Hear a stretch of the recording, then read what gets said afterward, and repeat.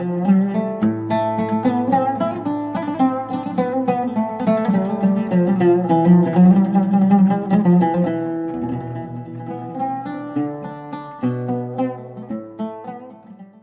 خی بەخشندەی میهرەبان، سەلام و میهرەبانی خوداتان لەبێ ئازیزان و خۆشەویستانی کەناڵی ئاسمانی پەیام بینەرانی بەرنامەی بەفەڕ لە هەر جێگاکەن. خۆشحاڵ و شادمانی لە ئاڵقەیشتری تازەی بەرنامەی بەفەڕ بە خزمەتی ئێوەی ئەزیز و خۆشەویست دەگەینەوە. خۆشەویستان، لە ئاڵقەی ئەمجارەی بەرنامەی بەفەڕ باسێکی زۆر هەستیارەکەن بۆی کە ناحەزانی ئیسلام سەر و چاو و زبانیان تێبڕیوە بەوەی کە زۆر قسەی لەسەرەکەن. ئێمە دەمانەوێت باسی مێژووی گەشی مسلمانان بکەین لە فەرمان ڕەواییدا. ئاخۆ پێغەمبەری خوا صلی الله عليه وسلم و حکمەکەی چەندە لەگەڵ سیاسەتە هاوشێو بە ئاخۆ دەکرێ بڵێن ئیسلامی سیاسی بێ و خولەفای ڕاشیدین ڕەزا و ڕەحمەتی خوای گەورەیان لەسەر بێ چەندە سیاسەتیان کردو و ئاخۆ حکمی ئەوان زیابە لەگەڵ پێغەمبەری خوا صلی الله عليه وسلم. دەستوری مەدینە چەندە لەگەڵ سیاسەتە یەک دەگرێتەوە، دەکرێ بڵێن هاوشێوە و هاواتە و هاوتەری بن. ئێمە ئەو پرسیارە نەوچەندین پرسیاری تر لە خزمەتی ڕێزدار مامۆستا عیماد گوانی، مامۆستای ئاینی. مامۆستاجان سەلامی خوای گەورە لەسەر بێ و زۆر بەخێر بێ. عەلەیکم السەلام و ڕەحمەت الله وبەرەکاتوه. سپاس بۆ جەنابتان. مامۆستاجان سەرەتا بەردەوای بڕۆین ناو پرسیارەکە نەوەی پرسیاری ئەوکەمە خۆ ئیسلام و سیاست چەندە یەک دەگرێتەوە، یان دەکرێ بڵێن ئیسلامی بێ و هەروەها لەگەر سیاسەتە هاوشێ و هاوتەری بۆ هاومانا بێ. بسم الله الرحمن الرحيم، الحمد لله رب العالمين، والصلاة والسلام على سيدي ومولاي محمد صلى الله عليه وسلم وعلى آله وصحبه أجمعين. سپاس بۆ جەنابتان، بەخێر بن یەخوا. طبعا ئەو پرسیارێکی وەک ئەڵێن وەجیهە لە جێی خۆیەتی، ئایا سیاسەت و ئیسلام تاوەکو چەندێک دیکە ئەگریتەوە یان نە. طبعا ئەو بابەتە زۆری لەسەر گوتراوە، زۆریشی لەسەر باس کراوە، زۆریشی لەسەر نووسراوە. و لە هەمان کاتدا نەیارانی ئیسلام زۆر هەوڵی ئەوەیان داوە بۆی کە قناعەت بە موسڵمانان بکەن بەوەی کەوە ئیسلام و سیاسەت دوو تشتی لێک دیکە جیاوازن. ئەمما گەر بێت و تەماشای تعریفی سیاسەت بکەین لە دیدێکی ئیسلامی و تعریفی سیاسەت و پێناسەی سیاسەت لە دیدێکی غەربی میکاڤیلی،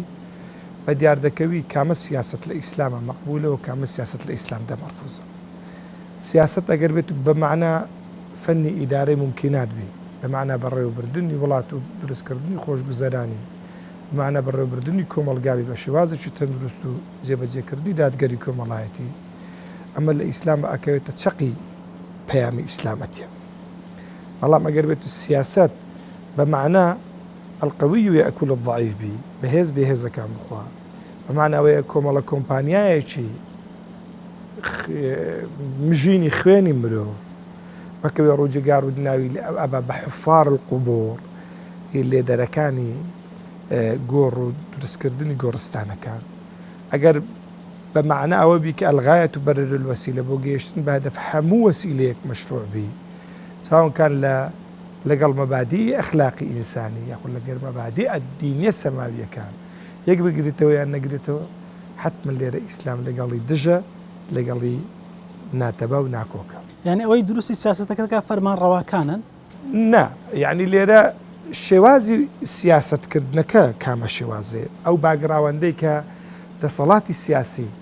سیاسەتی پێەکە کامە باگراوەندە. حتمما نەتوەگەر بێت و لە دیدێکی ئیسلامی سیاسەت بکەیت،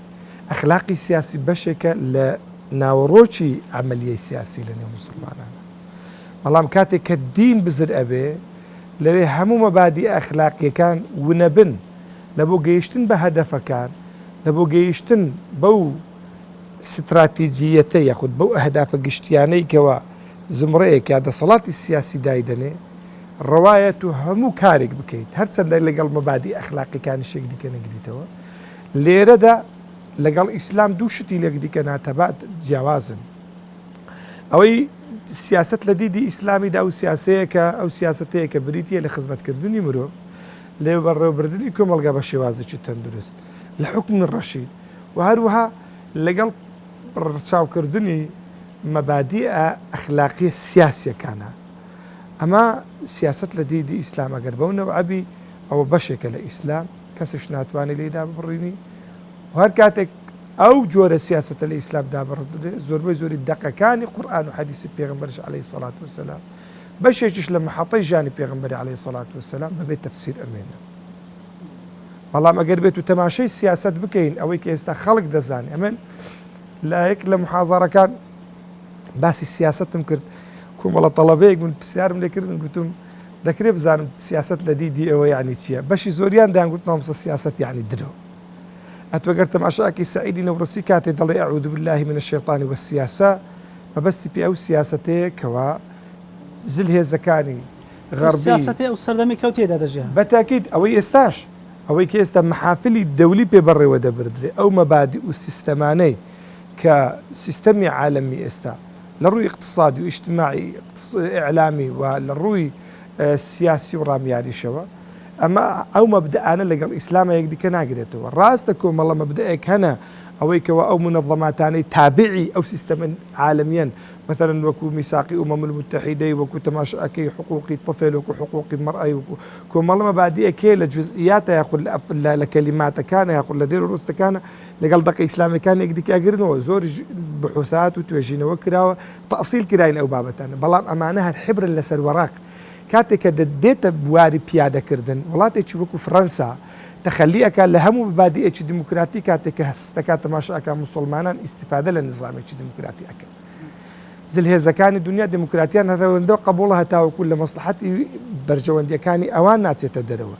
ئەوان هەنیەیان قبول نییە ئەگەر بێت بە سیستەمێکی دموکراتیش بێتە سەر بۆ دەگرێت سیاسەتی فاسد مرسیشیان قبول نییە کاتێککە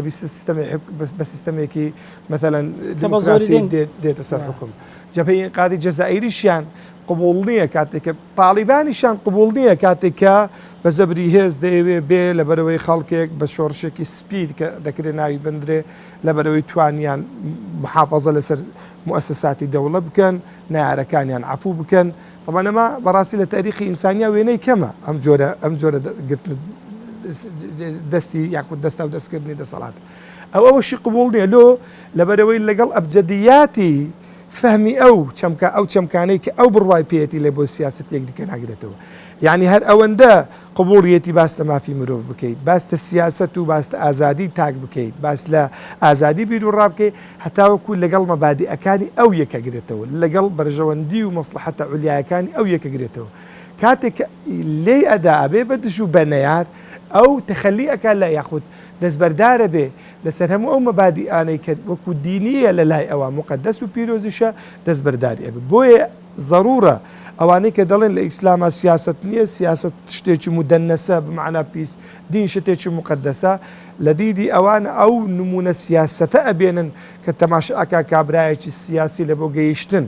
بە ئەندامێکی پەرلەمان خۆی هەڵەبژێری 1970 درۆیەکە وعداداتە خەڵک ئامادەشنەیەک شتی جێبەجێ بکە دواتریش گرنگەوەی کە گەیشتە سوڵتە و دەسەڵات و ئەوان ئامادە نییە تەلەفۆنی خەڵکەکیش جواب بدات و کە دەنجام پێدایە ئەو جۆرە سیاستەیە بینی خەڵک ئەو جۆرە سیاستەیە بینی کە سیاسەکان ئەڵێ نەگەر لە مەجلیسی سێکی دانیشتی ئەوەندە دروا بکە بەس درۆکە محاولە بکە میکیاجی بکە هەتاوەکو لە مەجلیسەکەی لێت کەشف نەبی دواوی کە چویە مەجلیس لە دەرێت چوە مەجلیسەکەی گرنگی کەشف ئەبیانە کەشف نابی خەڵک ئەم جۆرە سیاستەی بینیوە ئەم جۆرە سیاستەی بینیوە کە نەیارەکان جێگەیان نابێتەوە مامۆستا دەمێ بێنە سەر ئەسلی ژیانی پێغەمبەری خوا صلی الله علیه وسلم هۆی کە پێغەمبەر بووە عەلەیهی سڵات وسەلام لەگەڵ ئەوەشەکە قائید و فەرمان ڕەواش بووە ئاخۆ چەندە کەسێکی سیاسی بوو و سیاسەتی کردووە لەو کاتێکە حکمڕان بوو طبعا پێغەمبەر عەلەیهی الصلاة والسلام بنسبة ئێمە مەثەلی عولیایە لتطبيقات النص القرآنية وهروها لتطبيقات وحي إلهية پیغمبر عليه الصلاة والسلام نك پیغمبري حتى حضرة موسى قربت تماشا كيت حضرة سليمان على نبينا وعليه الصلاة والسلام أمانة كومالك صفات قياديان جگل هبوني بيامك وكو پیغمبرایتی أمان كورا برا قورا والرابر والرزان والرينشاندري كومالقاو قالي خوشامون كده يسر حياتي پیغمبري عليه الصلاة والسلام همو مواصفاتاني قايدة السياسي محنك لجاني پیغمبر عليه الصلاة والسلام هاوتەریبی پێغەمبەرایەتەکەی کەسایەتە پێغەمبەرایەتەکەی کەسایەتێکی سیاسیش بووە ئەگەر بێت و کەسایەتی سیاسی بریتیبی لەوەی کەوا تۆ کۆمەلگایەکی دروست بکەیت لەسەر کۆمەڵێک مەبادی ئەو مەبادیانە تایبەت بن بە تو لەسەر ڕوئیایەک لە بۆ ژیان تێڕوانین و فەلسەفەیەک لە بۆ خێزان لە بۆ اقتصاد لە بۆ تاک لە بۆ کۆمەلگا لە بۆ داهاتوو لە بۆ جانبی سیاسی عسکەری یاخو سەربازی و فەرهەنگی کلتوری ئەمە ڕێکاوڕێک لە ژیانی پێغەمبەری خوا عەلەیهی سڵات وسەلام و بابەتانە هەموویان دەدیترێن پێغەمبەری خوا عەلەیهی سڵات وسەلام چۆن باوکی ماڵەوە بووە ئەوەش قاید و سەرکردەیەکی عسکەری بووە چۆن قایدێکی عسکەری بووە ئاواش دادوەر بووە خەڵک هاتووە یعنی قەزاوەتیانی نایتە ماڵی پێغەمبەری عەلەیهی سەڵات وەسەلام چۆن قازی بووە پێغەمبەری خوا عەلەیهی سەڵات وەسەلام بە هەمان شێوە ڕێبەر و ڕێزانێکی سیاسی بووە لە حالەتی دیبلۆماسیە کاتێک کە ئەتوو تەماشای سڵح حودەیبیەکەیت ئەوەی سیاسەتی دنیایە سیاسی دنیایە ناتوانانی وەکو ئەو تێڕوانینێکی سیاسی دوورمەودا تەماشاکە بەرنامەیەکی ستراتیژی لە کۆمەڵە خاڵێک ئیتیفاقیەک مۆرەکە مڕونەت ئەنوێنێ لە دانستانە لەگەڵ قوڕیشەکانە و لە هەمان کاتدا تەماشاکەی قائیدێکە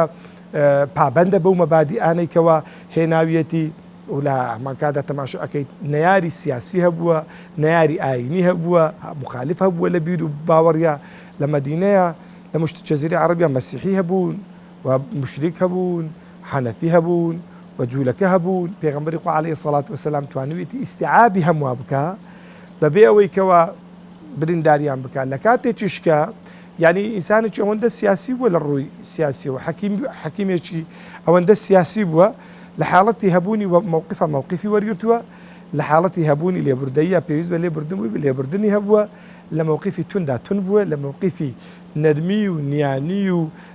میهرەبانیە ئینسانێکی میهرەبان بووە بۆیە پێغەمبەری خوا عەلەیهی سەڵات وەسەلام سەرکردەیەکی سیاسی بە هەموو پێوەرە سیاسیەکان مؤسسی دەوڵەت بە معنە ئێستاکەی نا دەوڵەت بە معنە بقع جوگرافیەکەی کە ئەڵێ بێ خەڵک و خاک و هەروەها جوگرافیای هەبێ بەو معنایە نا بەڵکو گەورەتر لە معنای دەوڵەت ئەوەی کە جۆرج بۆشی باپیر ناوی ئەنێ ئیمپراتۆریەتی محەممەد عەلەیهی سەڵات وەسەلام زیاتر لە چەمچی ئیمپراتۆریەتە چکە چەمچی ئیمپراتۆریەت کاتێکە تو دەڵێ ئیمپراتۆر بە معنە ئەوەیە کە کابرا بە زەبری هێز و شمشێر و خوێن ڕۆشتن و تەعەدا و گۆڕینی ملکەچکردنی کەسونایان بەرامبەر بەڵام ئێمە ئەڵێن ئەو پەیامەی کە پێغەمبەری خوا عەلەیهی سەڵات وەسەلام هێناویەتی پەیامێکە بەڕێوەبردننی دەوڵەتیش لە ناوە خۆی یەکرێ پەروەردەکردنی ڕوحیش لە ناوە خۆی یەکرێ هەردووچیان لەگەڵ یەکتریا گەورە ئەبن لە مابەینی خەوف و ڕەجایە لە مابەینی ئاوەدانکردنی دنیا بۆ ئاوەدانکردنەوەی قیامەت بەیەکەوە ئینسان بەرەو یەک پەیام تەوجیهەکەن کە عیبادەتی خوای پەروەردیگارە جەل جەلاله و گەورەی ئینسانیشە لەسەرچن الدین و السیاسە لە چێ وارد بووە چەندە دروست ئەم فەرمودەیە بەخۆی ئوستاز الدین و السیاسەوە فەرمودە نییە ئەم چەمکە طبعاً ئەگەر بێت وەک باسم کرد سیاست ئەگەر بێت بە معنە بەڕێوەبردن بی دین بەڕێوەبردنی ئینسانە دین بەڕێوەبردنی کۆمەلگایە دین بەڕێوەبردنی خێزانە دین دروستکردنی ڕویای هەیە لە بۆ اقتصاد ڕویای هەیە لە بۆ حاڵەتی کۆمەڵایەتی ڕویای هەیە لە بۆ جوابدانەوە فەلسەفیەکان و پرسیارە گرنگانەی کە ئینسان وەکو ئینسان لە نێوناخیدا بوونیان هەبووە لە مەسەلەی حورریەتی ئینسانە لە مەسەلەی پەیامی ئینسانە لە مەسەلەی دەسەڵاتی ئینسان لە مەسەلەی مەدای عەقڵی ئینسانە ئەمانە هەمووی دەقە و لە دەقە پیرۆزەکانیشە بوونیان هەیە و ئیسلام وەڵامی داوەتەوە قسەی هەیە و لە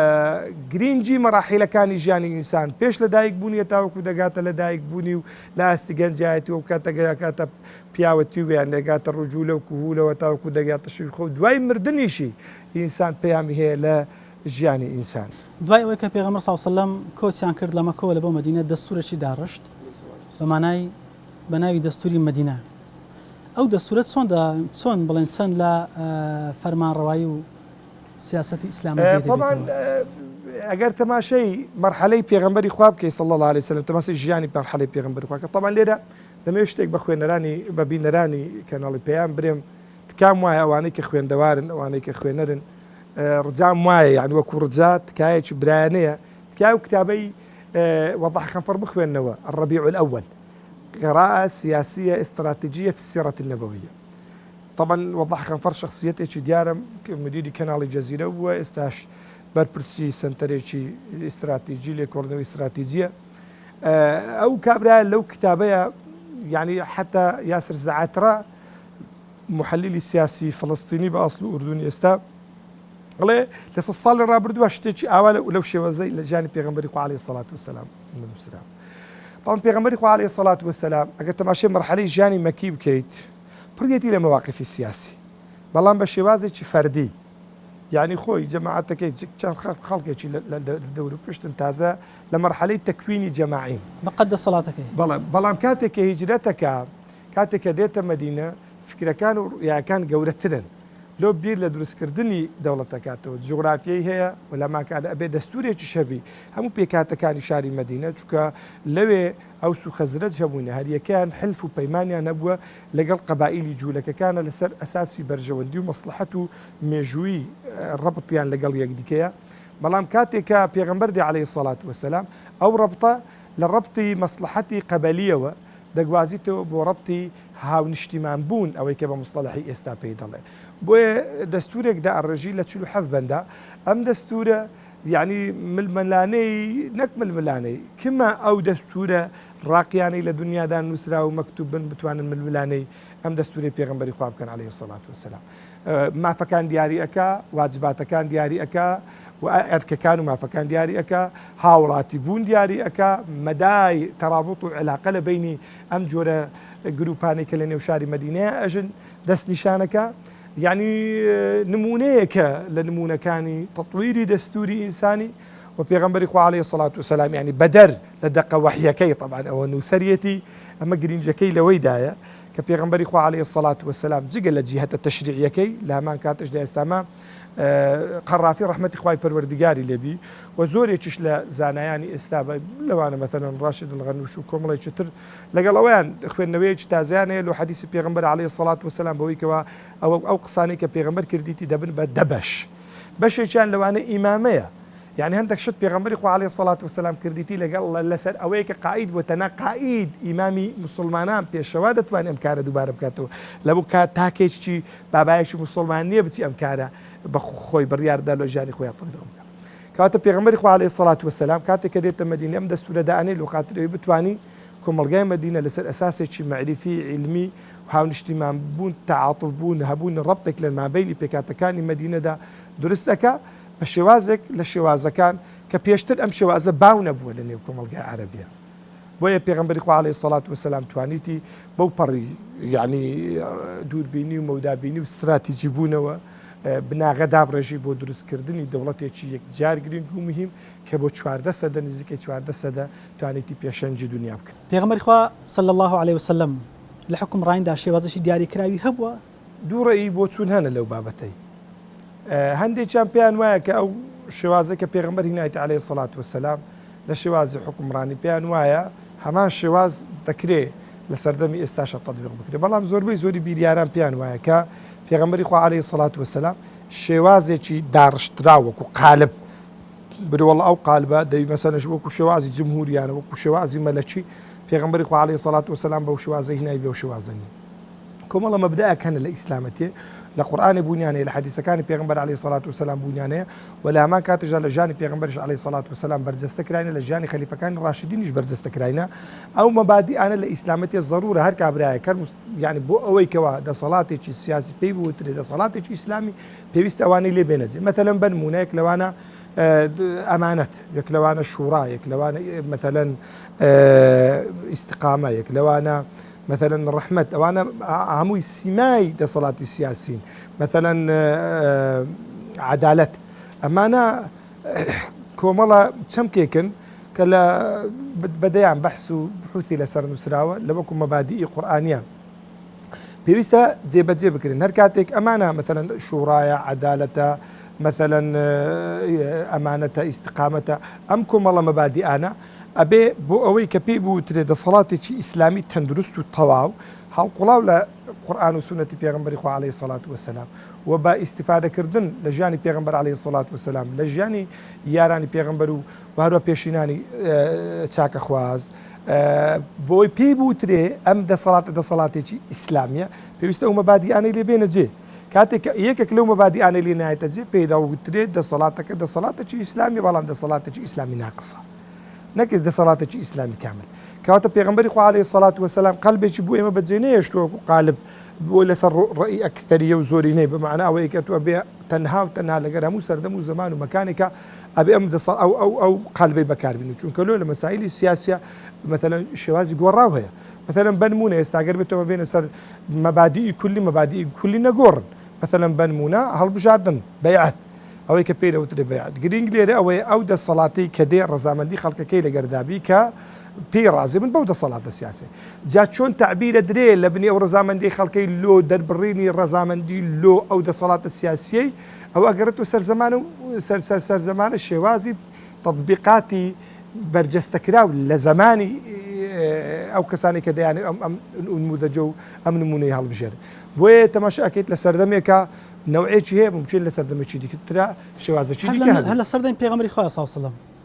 کە بەخۆی قائید بە و دەستوری مەدینە نووسیتەوە دەوڵەتی مەدینە هەبوو بەڵام دەوڵەتی ئیسلامی ناونە ناوە لە بەرسیانی دەکرێت بڵێن جیاوازی چییە لە نێوان دەوڵەتی مەدینە و دەوڵەتی ئیسلامی ئاخۆ ئەزانی ئوستاز دەوڵەتی یەکشت هەیە یعنی فەرق هەیە لە مابینی دەوڵە ئەو دەوڵەتی کە پێغەمبەری خوا عەلەیهی سەڵات وەسەلام لەگەرەوەی کە دەیخمە بینی دوو قەوسە دەوڵەت بە معنە ئێستاکەی نا دەگەی دەوڵەت بە معنە دروستکردنی کۆمەلگا و ئیدارەکردانی کۆمەلگا و بەڕێوەبردننی کۆمەلگا چکە وت دەوڵەت تووشی ئیشکالیەتێکە بین چکۆش لە نێوان بیریارانە ئیشکالیەتێکی هەیە چکە دەوڵەت لە دیدی غەربیە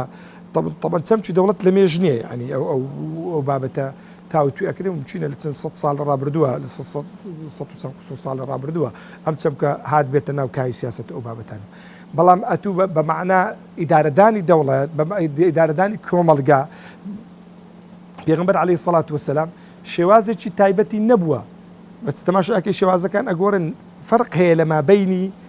ئەو شێوازەی کە پێغەمبەر هینایەتی لەگەڵ ئەو شێوازەی کە لە عالەمی غەربیە بە ناوی دینداریە پیادەکراوی کە پێی دەوترێت تیۆقراتی کابرایەک دەبووە نوێنەری خوا هەموو شتێکی حەلال دەکرد و حەرامی دەکرد هەموو شتێک بە کەیفی خۆی شەرعیەتی دەدا بابەتێک بەنای خوا قسەی دەکرد دەستی پێ کردووە بەنای خوا قسەی دەکرد لە ئیسلامە کەس ناتوانێت بەنای خوا قسە بکە ئەمە کۆمەڵگەیە بەنای خۆی قسەکە بەڵام چەترێک هەیە کۆمەڵە مەبادیەکە وەکو دەستورێک ئەبێ لە ژێر سایی مەبادیەکان ئەم دەستورە هەڵسوکەوت بکەیت حڕیەتەکە و شێوازەکە و چۆنیەتیەکە بۆ خەڵکەکەی بەجێهێشتراوە بۆ عەقڵیەتی زەمان بەجێهێشتراوە و تەفاعولی خەڵک بەجێهێشتراوە جا لەوانەیە کابرایەک بڵێ باشە مامۆستا ئەی ئەمە تەئسیر بوون نییە بە حەضارەتی غەربیا بەوانەی کە ئێستا دەیانەوێت خۆ لەگەڵ حەضارەتی غەربا بگوزن نەخێر ئێستا من بەی شێوەیەک پڕوام وانییە کە موسڵمان ناو لە شێوازی حڕیەتدان و هەڵبژاردن و بابەتانە بنێ دموکراسیە کە گوتت دموکراسی بعد و باگراوندێکی دینی فەلسەفی فکری هەیە لە عالەمێکی دیکە ڕاهاتووە وی ناکرێ من ناوی بنێم ئەوەی ئیسلامی ناوی بنێم دموکراسی ناکرێ من ناوی بنێم جمهوری لە بەرەوەی جمهوریەت کۆمەڵێک کە گوتت جمهوری کابرایەک بابایەکی غیرە موسڵمان کە گوێی ناوی لە گوێی لە ناوی وشەی جمهوریەتەبی موسەقەفیشە ئەو باگراوەندەیکەوە ئەو لە کتێبەکانە باسی جمهوریەت و باسی مەلەکیەت و ئەو بابەتە خوێندوێتەوە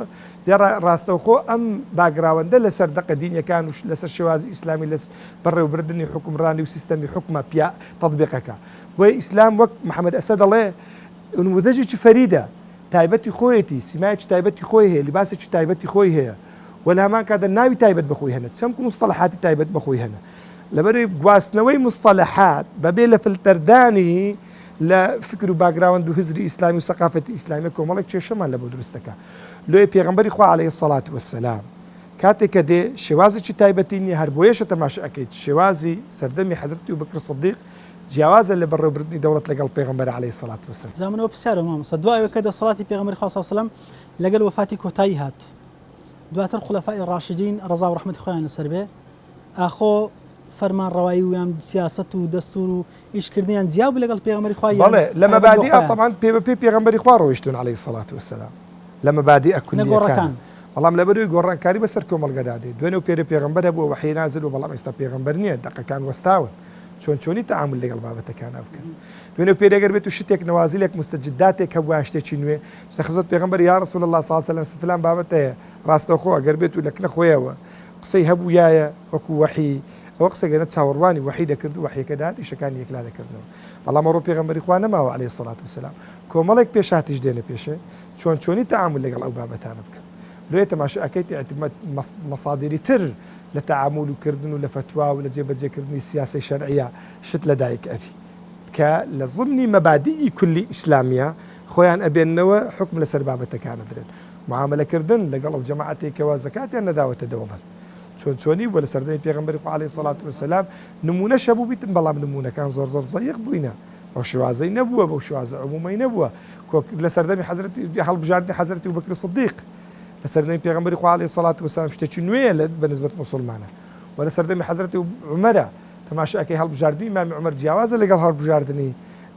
حەزرەتی ئەبوبەکر سیدیقە تەماشاکە لە سەردەمی حەزرەتی عومەر شتی تر لە دایک ئەبن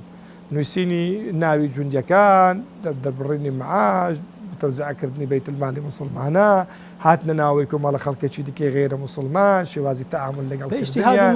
مەسەلەی دیوان هەمووی لە ژێر مەبادی کولی ئیسلامی مەسلحەتی کۆمەڵگا ئەو مەسلحەتێکەوە لەگەڵ دەقەدینیەکانە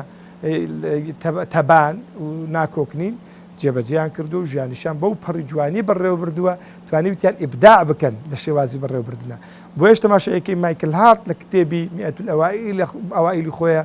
یعنی حەزرەتی عومەری کوڕی خەتاب والله ئەعلەم لە 52مین کەس ئەگەر بە هەڵەدانەچم باسییانەکە یعنی بەیەکێک لە شخصیەتە کاریگەرەکانی دنیای وەصفیانەکە وتو لەوەی گەڕی کابراایکی نەخوێندەوار لە کوردستانی بەخرا باسی ئەکا لە بۆ بەرژەوەندی سیاسی خۆیە بەکاری دینی بەڵام پیاوە گەورەکان دەیان ناسن بۆیە تەماشاکەی لە سەردەمی حەزرەتی عوسمانە تەوسیعە زیاترە بێت لەوانەیە کابرا بێت طبعاً ئیمامی عوسمان 10 ساڵ تەمەنی حکمڕانی بووە لە 6 ساڵی یەکەمە یان لە ئیمامی عومەرە زیاتر ڕەفاهیەت بوونی هەبووە و لەبەر لە 4 ساڵی کۆتاییە کاتێکە معارەزەی سیاسی پەیدا ئابی لەبەرەوەی هەتوو تەماشاکەی انقلاباتی خارجی هەیە خەڵکێکەیە مەثەڵەن دەستی دەرەچیە دەستی خارجی هەیە طبعاً ئەوانش ئینسان کۆمەڵک مەسلحەت و بەرژەوەندی وڵاتانی زەڵهێژ دەور پشت هەیە دەور ئەبینی عقلیەتی دیکە هاتیتە ناو بابەتەکەی عقلیەتی قەبەلی هێشتا زاڵە عقلیەتی مەسلحەت و بەرژەوەندی هێشتا زاڵە تازە لە 15-20 ساڵێکە مسلمانە 15 ساڵێکە مسلمانان جڵەوی حکومیان گرتوتە بەست گرتوتە دەست هێشتا کۆمەڵە ڕدیش سپیەکی قەبائیلی عەرەبی ماون مەسەلەی نەزعی عەشائیریە کە پێشهاتنی پێغەمبەری خوا عەلەیهی سەڵات وسەلام لەوێ باو بووە مەسەلەی تۆڵەستەنەوە ماوە هەموو بابەتانە دەور دەبینن بابەتەکان بە ئیتیجاهێتێکی دیکە دەگۆڕن لە مەساری حەقیق خۆیان لە ئەدەن بەڵێ ماوەکەمان بەرەو کۆتا دەڕوا کەمێکمان ماوە بەڵام ئەم پرسیاری ترم زۆر هەن بۆیە دەمەوێت فریای هەمویان کۆ مامۆستا ئێستا بۆ نمونە دوای ئەوەی کە خولەفای ڕاشدین دوای معاویە کوڕی ئەبی سوفیان کە دێ با بڵێن فەرمانڕەوایی بنەماڵەی دادنێ ئەوە چەند و چۆن لەگەڵ مەسەن دەقی شەرعە یەک دەگرێتەوە ئەخۆ جێ دەبێتەوە یان طبعاً تو ئێستا گەر بێت و لە مقیاسی ئێستای حکومڕانی خۆمانە یعنی ئەوەی کە ئێستا لە 100 ساڵی ڕابردوو یان مامۆستا بڵێن چۆن گۆڕی لەبەرچی گۆڕی یعنی ئامانسی لە 100 ساڵی ڕابردوودا طبعاً سیستەمێکی غێری ئیسلامی حاکم بووە وایە هەموو منەظەماتی ئەو سیستەمانە کۆمەڵێک پێوەریان داناوە لە بۆ حکمی ڕەشید کۆمەڵێک پێوەری سیاسیان داناوە یەک لەوانە ئیستقراری سیاسی دوو لەوانە کەفائی حکوومەتە تاوەکو چەند حکوومەتێکی کەفووە سێ معارەضەکردنی گەندەڵی ڕوبەڕووبوونەوەی گەندەڵی و لێپرسینەوە چوارەمینیان مستەوای تعلیمی ئەو کۆمەلگایەکە و حکومە فێربوون و پەروەردە و تەربیە کۆتایەکەشی مەسئلەی ڕەفاه خۆشگوزەرانی ئەو خەڵکەی طبعاً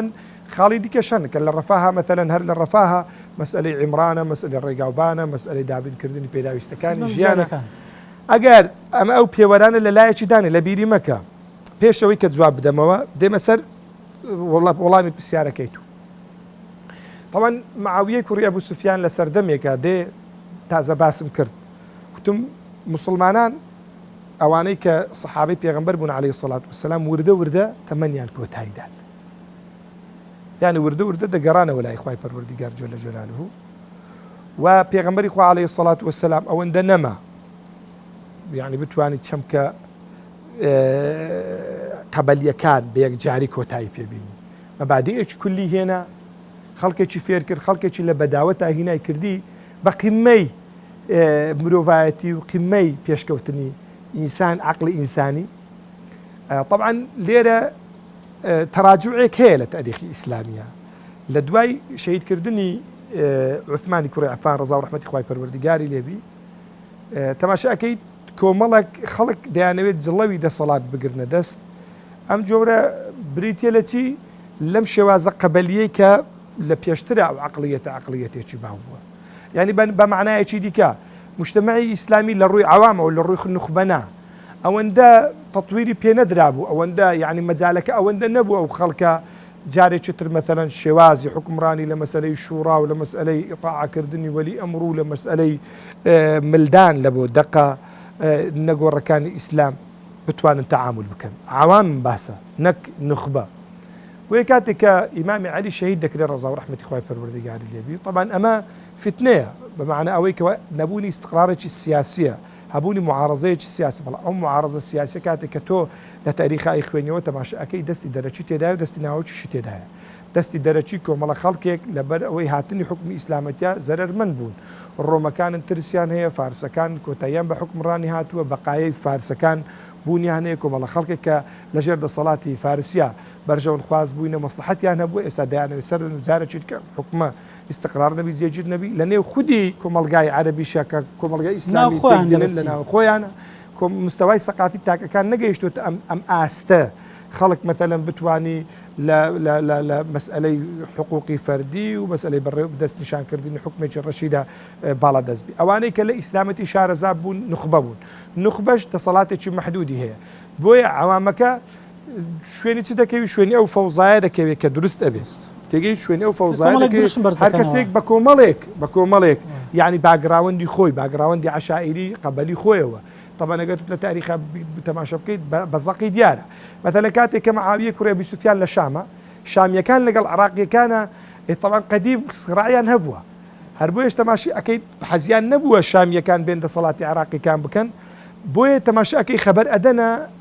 حوسینی کوڕی ئیمامی عەلی ڕەزا و ڕەحمەتی خوای پەروەردگاری لێ بێت تاوەکو بێن بەیعەتی بدەنێ ئەزانت پێگەیەکیە لەناو ئیسلامە لەناو موسڵمانە سۆزێکەیە تەعاتوفێکەیە ئیمامی حوسینیش ڕەزا و ڕەحمەتی خوای پەروەردگاری لە ڕووی سیاسیەوە ئەوەندە ئینسانێکی مەثەلەن کامڵ نەبووە وەک سیاسی طبعا ئەوە وەکو دوو خەت لەخاترێ و دوای ئەوانەی کە گوێیان لێمە نەیکەن بە هەڵا دەیەخمە بینی دوو قەوس لە ڕووی سیاسی وەک ئیبن خەلدون باسی ئەکا ئەڵێ مامی وەصف ڕێگری لێ ئەکا کۆمەڵێک خەڵکی دیکە پێی دەڵێن بابە لە ڕووی سیاسیەوە ئەم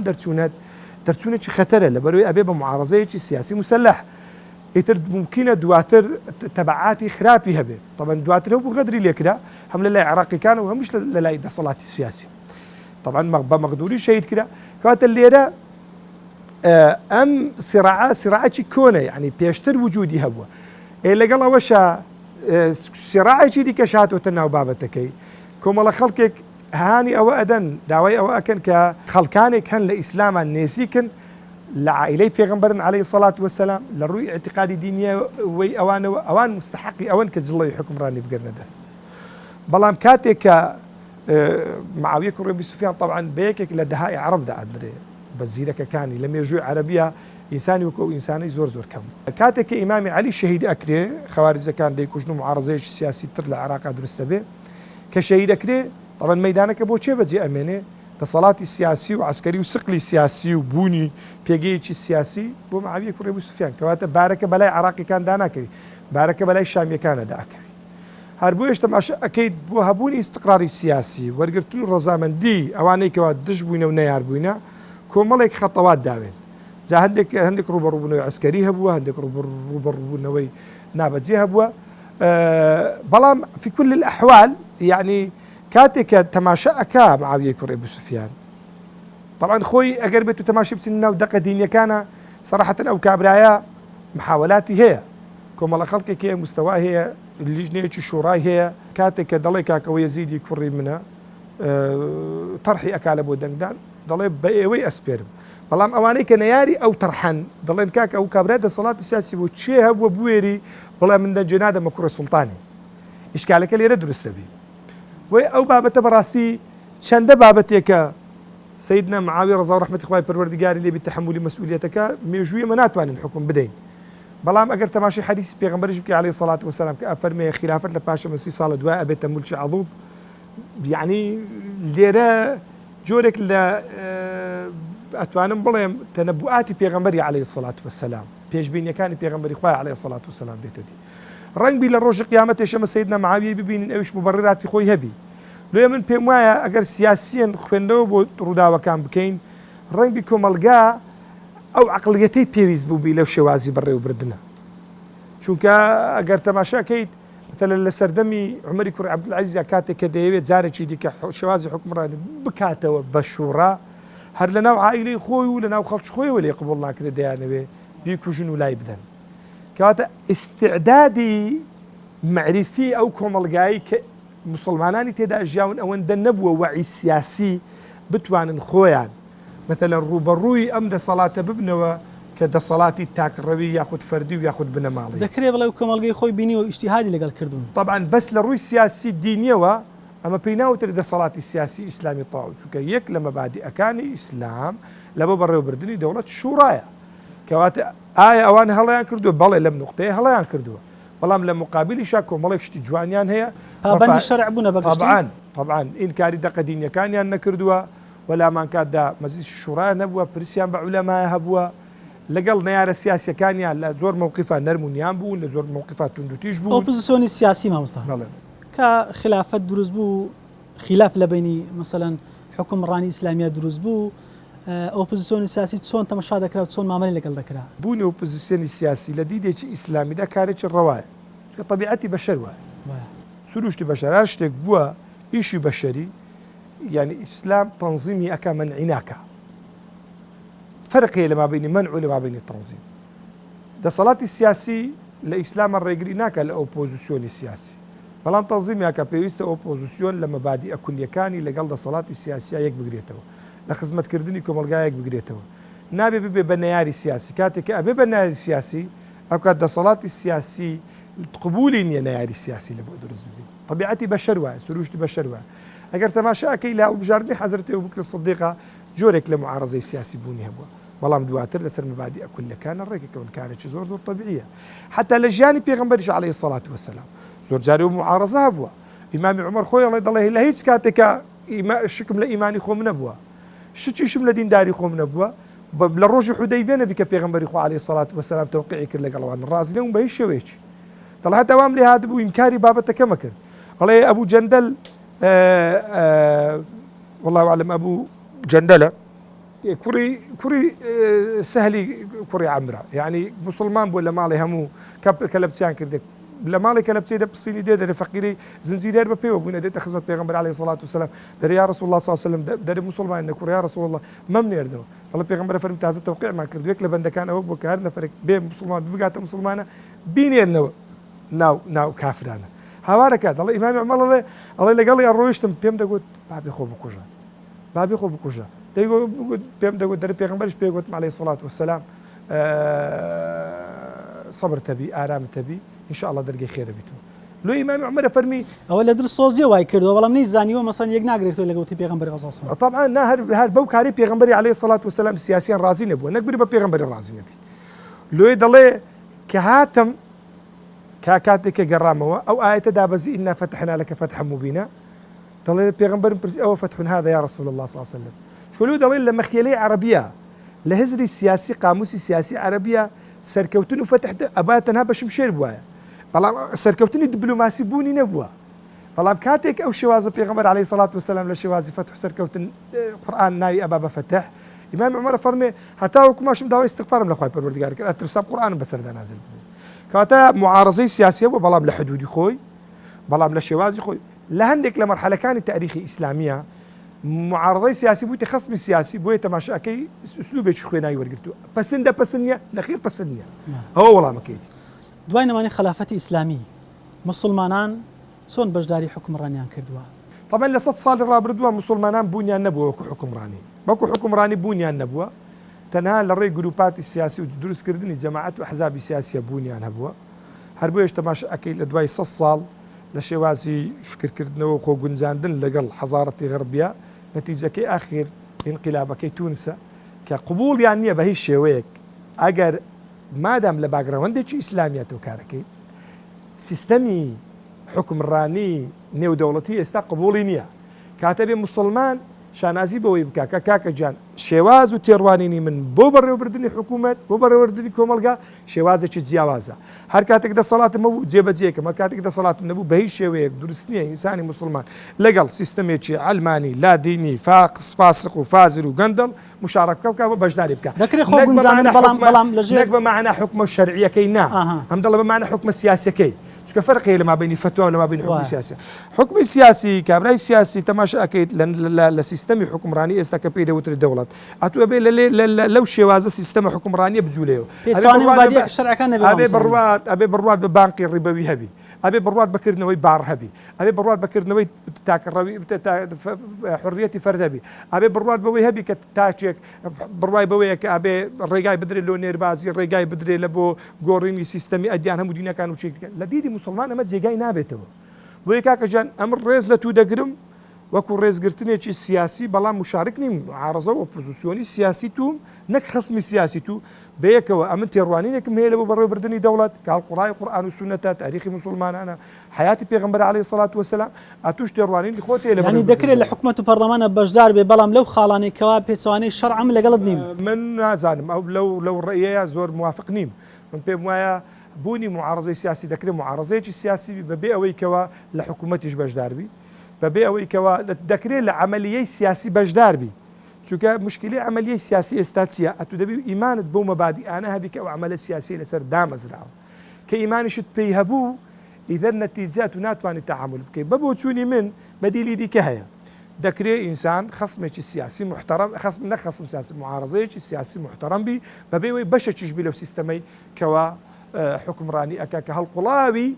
فەلسفە و ئایدیا و بیر و بۆچوونی غەربیە کە ئێستا لە عالەمی ئیسلامی حکومەکە بۆیە مسلمانان لە 100 ساڵی ڕابردووە دەسەڵاتێکی سیاسیان نەبووە کۆمەلگا مسلمانە بەڵێ بەڵام مەبادی ئیسلامی بە هیچ شێوەیەک تەنفیز نەکراوە بۆی هەر هەڵەیەک کە گروپێک یاخود جەماعەتێک یاخود شوێنێک بی کە ئەگەر ناویشی لە خۆناوی ئیسلامی نزیکەی 14 سەدە فەرمانڕەوایی مەسەلەن زێڕینی مسلمانان دادگەری و دادپەروەری و ڕێز و شکۆ لە بۆ ئینسان چەندە مەسەلەن ئیحتیمامی پێدراوە و لە زێڕێز بوونە مسألة عربية در الفضل ما اعترف بك الأعداء قوري أويك دجمنا كانت تو اعترافت بيمكن كابرا قربت شمس العرب كم يجو باسي كردي طبعا أويك شمس العرب تستطيع على الغرب بخويني تو نولت كي وهذا كتابي الحضارة العربية في إسبانيا والله أعلم والجراني محمد تقي الدين الهلالية بخويني تو كتابة كاني جفرلاندي بخويني وكومالي كتابي دي كي منصفەکانی حەضارەتی غەربی بخوێنی و لۆت بە دیارەکەوی کە مسلمانان لە 14 سەدەی سەردەمی خۆیانە چیان پێشکەش کردووە لە ڕووی استقرالی سیاسی استقراری سیاسی هەبووە لە ڕووی ڕەفاهیەتەوە کۆمەڵگەی مسلمانان لەو پەڕ ڕەفاهیەت بوو لە ڕووی عیمران و ئاوەدانیەوە بەڵگە دروستکردنی شاری بەغدا قەیڕەوە مثلەن قاهرە کۆمەڵێک جامیعات هەبوونی مثلەن لە شارێکی وەکو بەغدایە 1400 حەمامی گشتێ بووە کە خەڵک خۆیانی تێدا شوشتووە لە بەیت الحیکمەیە کە مەکتەبەیەکی گشتی بووە تێدا وەک شوێنی قاوەخانە و هەموو شێوە ڕەفاهیەتی خوێندنەوەی تێدا بەرجەست کراوە زیاتر لە 6,000 عنوانی کتێبی طبی وجودیان هەبوو ئەو کات یعنی کاتێکە مەغۆلەکان دێن چەند ڕۆژ ئەوەی کە باوە مثلەن دیجلە ئاوی لێ ناخورێتەوە لەبەر مەڕەکەبی کتێب و تەماشا ئەکەیت لەو پەڕی عالمی ئیسلامی تاکۆ و پەڕی عالمی ئیسلامی کابرا بڕۆیشت بە لێت تەماشاکەی زۆربەی زۆری زانا کوردەکان مەسەل لە قاهرە مردون لە سوودانن لە تورکیان تەماشا ئەکەیت مثلەن بەبێ ئەوەی ڕاجیاوازی لە نێوان ڕنگ و دەنگ و نەتەوە و فلان و فلانە زۆربەی زۆری سەدر الأعظەمەکانی ئیستانبول بەشێکی زۆریان کوردن 250 ساڵ مەکانەتی مفتی بەغدا کوردەکان بڕێوەیان بردووە ئەگەر تەماشا ئەکەیت مثلەن ئەمازیغەکان بوونیان هەبووە عەرەب بوونی هەبووە فارس بوونی هەبووە تەتەر و مەغۆلەکان بوونیان هەبووە ئەو کات مثلەن تەماشا ئەکەیت هند کە مثلەن بە لؤلؤەی حەضارەی ئیسلامی مثلەن ناوزە دەکرێت خۆی کاتبێکی هندیە فەرق و جیاوازیەکە لە نێوان ئیحتیلالی بەریتانی لە بۆ هند و لە نێوان فەتحی مسلمانان لە بۆ شبهی جەزیرەی هندیە ئێستاش دەگەدابی تاج مەحەل و کۆمەڵێک مەبادیئی ئینسانی کۆمەڵێک معالمی ئینسانی بە دیاری بەجێهێشت بۆ ئەو مەملەکەتانە کەچی بەریتانیەکان دێن مرۆڤەکان هەتک ئەکەن نعمەت و ناز و نعمەتی ئەم شارانە ئەبەن لوغە ئەگۆڕن زمان ئەگۆڕن لیباس ئەگۆڕن حەزارەت ئەگۆڕن ئینسان ئەگۆڕن بۆیە فەرق هەیە لەما بەینی فتح لەگەڵ لەما بەینی احتلال کە دێ هەموو شتەکان وێرانەکە سەقافەت وێرانەکە ناوەکان دەگۆڕی بەڵام فتح هەموو شتەکان وەکو خۆی دێتەوە شتی جوانتری ئیضافە ئەکا لەو باگراوەندە فەلسەفیەکەوە هێنابێت دەست ساوت خۆش عەزەتمەندای خۆی گەورە پاداشی بەخێرداتەوە وفقني إن شاء الله بمين بخير زۆر سپاس بارك الله فيك بەڵێ بینەرانی بەڕێز و خۆشەویستارە لەگەڵ تا بووین بۆ پێشکەشکردنی ئەڵقەی جارێ بەرنامەی بەفەڕ تاکو دیدار بەخوای گەورە سپاردم. السلام علیکم ورحمة الله وبركاته.